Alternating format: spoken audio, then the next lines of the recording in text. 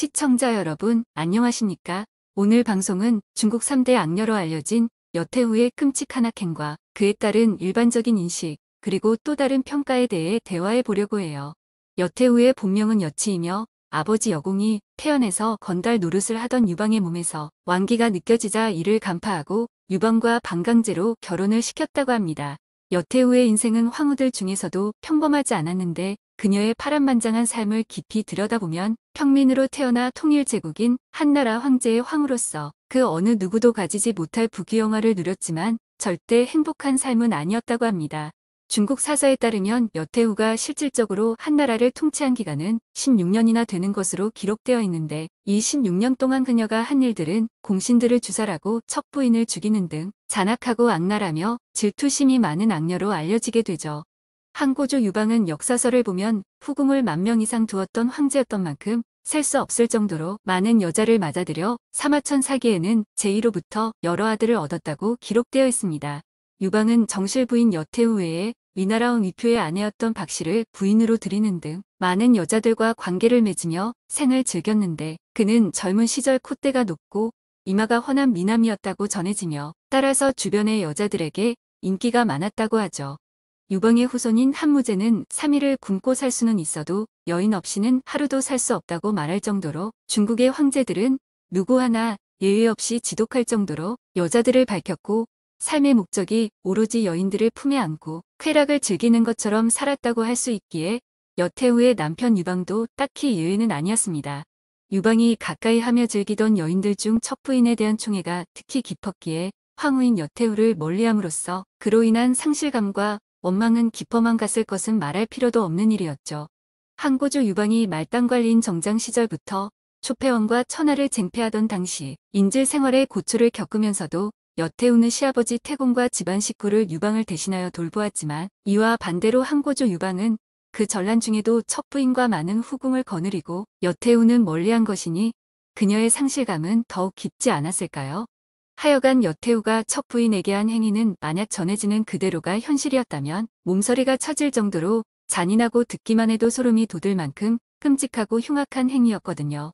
그럼 여자가 한을 품으면 온유월에도 서리가 내린다는 말이 있듯이 전해져 내려오는 여태우의 무시무시한 질투의 복수극을 시작해 볼게요. 고조인 유방이 살아있을 때 그의 곁에서 사랑을 독차지하고 있던 첩부인을 그저 바라보고만 있던 여태우는 이미 나이가 많은 상황이었기에 나름대로 그들을 이해하려고도 했지만 결국 그녀의 일생과 역사적으로 오점을 남기게 된 악행을 저지르게 된 원인이 있었습니다. 여태우가 나이를 먹고 노쇠해지자 첩부인은 한시도 여자 없이는 견디지 못하는 유방의 품속에 파고들어 자신의 몸에 빠져들도록 함으로써 황제의 사랑을 독차지한 것에 머물지 않고 자신의 소생인 월왕여의도 늘 유방과 함께 관동에 머물도록 한 후 틈만 나면 유방에게 여태우가 낳은 적자 유형을 폐하고 여의를 태자에 앉히기 위해 가진 음흉한 짓을 해댔죠. 첩부인이 몸부림치듯 성화를 부리며 끈질기게 유고에 대는 가운데 유방도 태자를 바꿀 생각을 가졌으나 쉽게 태자를 바꾸면 국본을 흔드는 것으로 받아들이게 될 것을 염려하는 가운데 대신들은 모두 적자 유형을 태자에서 폐해서는 안 된다는 간언을 지속적으로 했었다고 해요.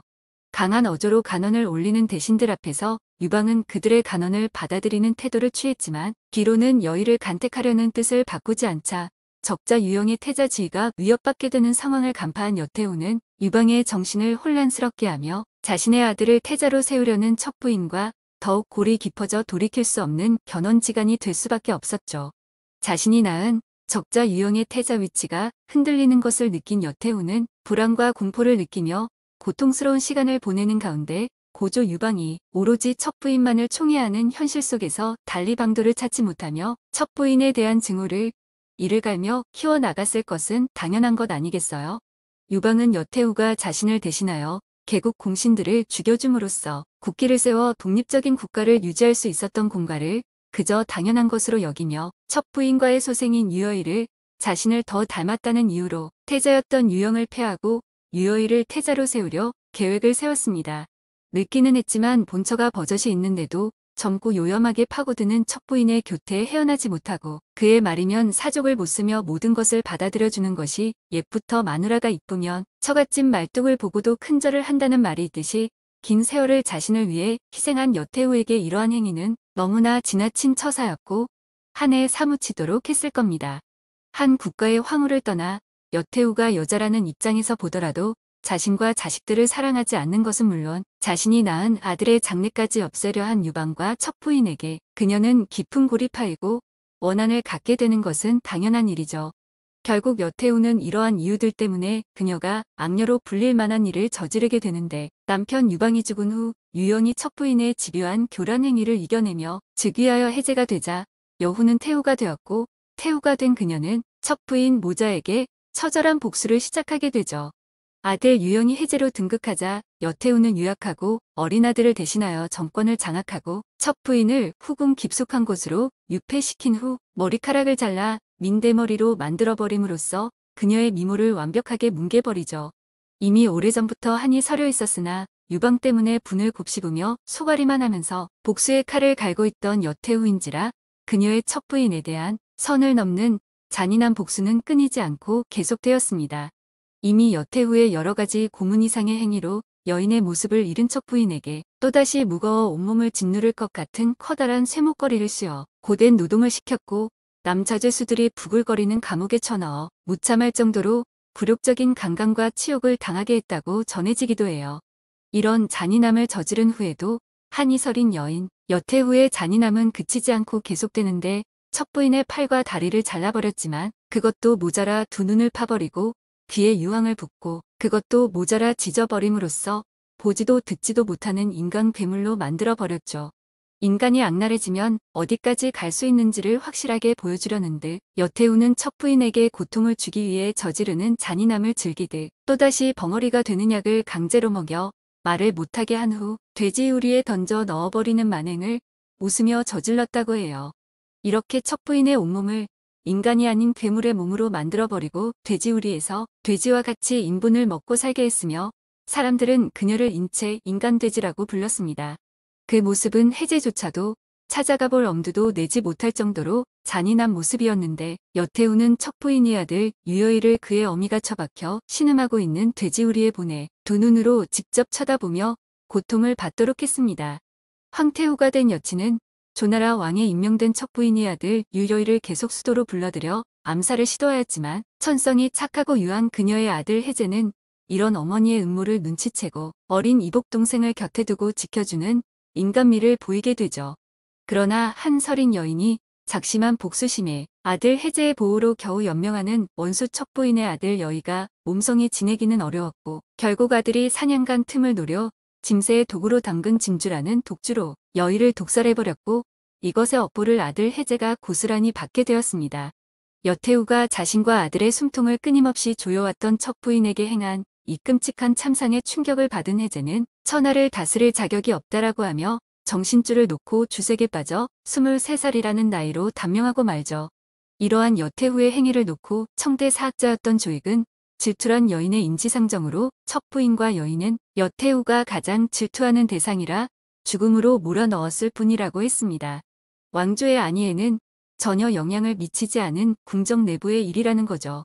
그의 말인즉슨 한마디로 여인의 인생에 여태우와 같은 일이 똑같이 벌어진다면 누구나 할 것 없이 차오르는 질투에서 헤어나지 못해 같은 행위를 저지를 수밖에 없다고 말함으로써 그녀의 악행을 정당화시키듯 한 말로 희석시켜준 것이 아닌가 하는 생각이 드네요. 여태우를 하나의 인간 또는 한 여인으로 놓고 생각해 본다면 그녀가 당시에 저지른 인간 이하의 악행을 정당화시켜줄 수야 없겠지만 그래도 나름 이해가 되는 부분이 없지도 않을 것 같다는 생각이 들기도 해요. 또 다른 한편으로는 한 왕조의 첫 황으로서 바람둥이자 요즘 말로 정실 부인인 자신을 팽시키며 첩의 품에서 노란한 남편 때문에 갖은 고초를 겪어가면서도 그를 위해 여러 가지 악역을 자처하며 한나라가 기틀을 잡는데 적지 않은 역할을 한 태후로 받아들여지기도 해요. 자신과 적자인 아이들조차 배려하지 않는 남편의 무정하고 이기적인 행각에도 여태우는 끝까지 유방의 조력자로서 한고조의 곁에서 한신, 팽허를 숙청하며 온갖 지저분한 뒷일을 자행한 것은 언젠가 황제 자리에 오를 아들 유영을 위해 한 일이라고 보는 것이 일반적인 견해죠. 세상은 어느 곳이든 상관없이 과거에서 현대에 이르는 문명사회 속에서도 만만한 게 여성들인지 그들이 모든 것을 다 잘하고 어느 하나를 실수하거나 잘못한 일이 생기게 되면 그 잘못된 상황만을 드러내 혐오도 하고 조롱도 해가며 그들의 생을 억압해 나가는 것을 볼 수 있죠. 그것은 여러 곳에서 가부장적인 제도에 의해 일어나거나 특히 중동 쪽 국가들에서 심각하게 나타나는데 중국 역시 예외는 아니어서 실상 역사적으로 위대한 업적이라고 할 수 있을 정도로 국가와 사회에 매우 긍정적 영향을 끼쳤음에도 결국 단 하나의 실수나 잘못 때문에 그들 자신의 문제가 아닌 남성 우월적 사고와 제도에 의해 순간적으로 악령화되기도 했거든요. 여태후의 척부인에 대한 악행이 전부 다 사실이라면 선을 넘어선 인간이하의 행위였던 것만은 부인할 수 없는 사실이지만 이러한 사고와 사회 분위기에 의해 그녀가 유방이 죽은 후 16년간의 섭정 기간 동안 실시했던 한나라 사회의 매우 긍정적인 리더십은 묻혀버리고 악행만 전해지게 되었죠. 결국 이러한 남성 우월적인 중국의 사회적 관념에 의해 당나라의 측천무 후 청나라의 서태후와 동급으로 취급되며 중국 3대 악녀들 중 가장 악랄한 여인으로 각인되어 버린 것으로 받아들이는 의견도 적지 않다고 합니다.